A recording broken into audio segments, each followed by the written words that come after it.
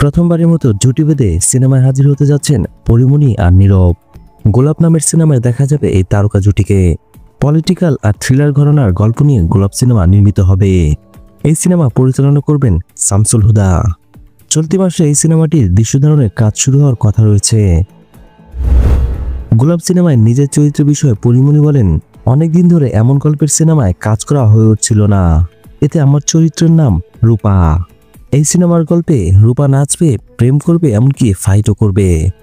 গল্প শুনে রূপার চরিত্রটি আমার খুব পছন্দ হয়েছে। গল্প জুড়ে আছে নানা ধরনের টুইস্ট। আশা করছি নীরব আর আমাকে দর্শকরা পছন্দ করবেন। মৌলিক গল্প নিয়ে গোলাপ সিনেমার কাহিনী গড়ে উঠেছে। এই সিনেমার পরিচালক বলেন, সাসপেন্স আর থ্রিলার ঘরানার গল্প নিয়ে নির্মিত হতে যাচ্ছে এই সিনেমাটি। কোনো সিনেমার অনুকরণ নয়, মৌলিক গল্পের সিনেমা গোলাপ। গোলাপ সিনেমায় নাম ভূমিকা অভিনয় করবেন নীরব। ফার্স্ট লুক পোস্টার প্রকাশের পর এই অভিনেতা জানান, এই গোলাপ সুবাস নয়, রক্ত ছড়াবে। নীরব আর পরিমণির জন্য রইল শুভকামনা। ভিডিও ভালো লাগলে অবশ্যই লাইক দিয়ে যাবেন। পরবর্তী ভিডিওগুলোর জন্য অবশ্যই চ্যানেলটি সাবস্ক্রাইব করে রাখবেন।